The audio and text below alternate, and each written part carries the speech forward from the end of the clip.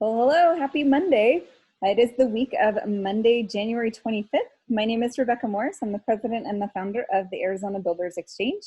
And we're putting together these weekly updates by video just to kind of communicate some project opportunities, some business opportunities we see happening in the Arizona AEC market.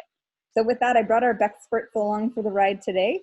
Let's go over to our public researcher, Kristen Amato. Can you tell us some of the active procurements you found in the past week? Yes, I can. The first one I have for today is with the City of Scottsdale. They're requesting IFBs for the McDowell Road bike lane project. So the work will take place on McDowell Road from Pima Road to 64th Street and includes installation of bike lanes as well as various street improvements and modifications.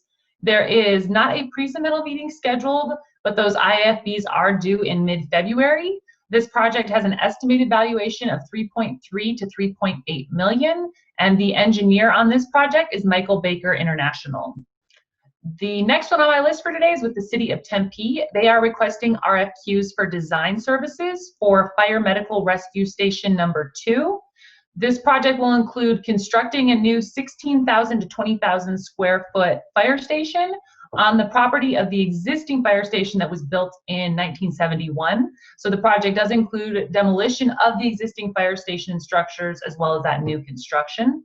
There is not a pre-submittal meeting scheduled. The RFQs are due in mid-February, and the estimated valuation for this project is 11.5 million.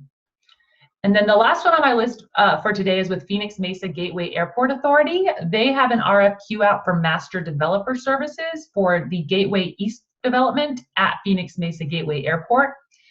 So the intent of this project or this RFQ is to create a public-private partnership for the development of approximately 400 acres of vacant land located on the east side of the airport for non-aeronautical uses to include industrial, retail, as well as office space.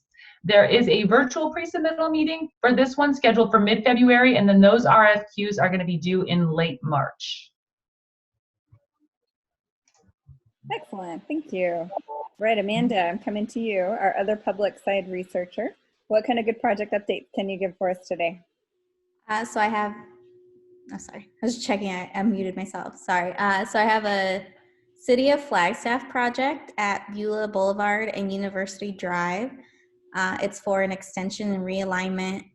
The budget is $8 million. Design has been completed by SWI, and the city is currently preparing the bid packet to be released in the next couple months, but they're hoping to have it out before the end of Q1. And then I have a Town of Gilbert project. It's for concrete pipe gravity sewer rehab. It's a $12 million budget. It's for under Gilbert Regional Park, so it's related to their park project. They are looking to advertise for this in the next month or two and then have their selection by early spring. And Intellis is the design firm for that one. Excellent, thank you. All right, Jeffrey, are you on the line with us today? Yes, I am. Perfect. I'm going to go ahead and share my screen, open up our DataBucks product. I am looking at DataBucks project ID 3324, Ironwood Station. What can you tell me about this project? Ironwood Station is an upcoming single-family for-rent community by Bellaflor Communities in Apache Junction. This development is going to see 96 units of 2-story buildings built on 7 acres on the southeast corner of Superstition Boulevard and Ironwood Drive.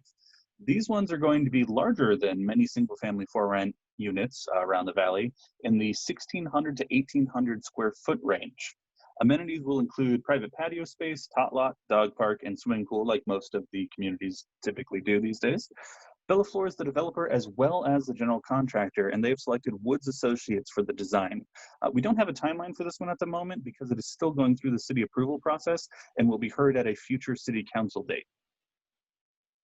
Perfect. I'm just scrolling. It looks like we have a lot of documents on this one. Staff reports, project narratives, elevation floor plans, kind of a lot of documents. That's great.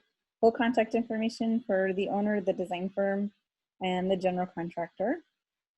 And yeah, great status. Great project update. Thank you. I'm going to move on to 3331, Sky Cottages at Timber Sky. Take us through this one, Jeffrey. So this one is another single-family for-rent project, but this time actually in Flagstaff on the corner of Old Route 66 and Woody Mountain Road within the Timber Sky Plan development. This one is going to be 202 units in 1, 2, and 3-bedroom configurations to be built around amenities like open space and courtyards, and a portion of those will actually be marked for affordable housing, working with the City of Flagstaff to secure those. Vintage Partners is the developer on this one. We also know them from projects such as Milltown, which is right next to the Buelah realignment that was mentioned a minute ago. And they have selected Mosaic as both the design and general contracting team. This one also doesn't have a timeline yet. It still also has to get formally approved by the City Council before they can move forward. All right, thank you very much, appreciate it. And again, just kind of scrolling through the data we have in the database product, the contact information, the files, all the uploads, the description, everything in there. So very good. Thank you very much. All right, Roger, our other private side researcher, what kind of good project updates do you have for us today? Yeah, so the first one I got is called the Harmony at the Park 1 and Harmony at the Park 2. They're two separate low-income affordable housing multifamily projects in Phoenix, but they're located right next to each other on North 20th Street. Park 1 is 120 units, and it's 144,000 square feet. We have it valued between 15 to 19 million, and Park 2 is 115 units, and it's 138,000 square feet, so a little smaller. We have that valued at 14 to 19 million. Gorman Company is the developer, and they confirmed with us that they're going to be acting as the design firm and the general contractor on this.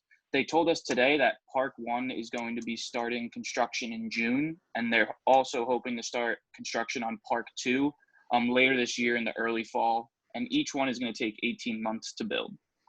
The next project I got is called the Gilbert Pavilion. It's an 81,000 square foot retail development in Gilbert. We have valued between 9 to 11 million.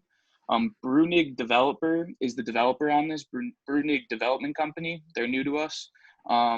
Their vision for this project, they told us, was a lifestyle center with several different mixed uses. So it'll be interesting to see what this project turns into.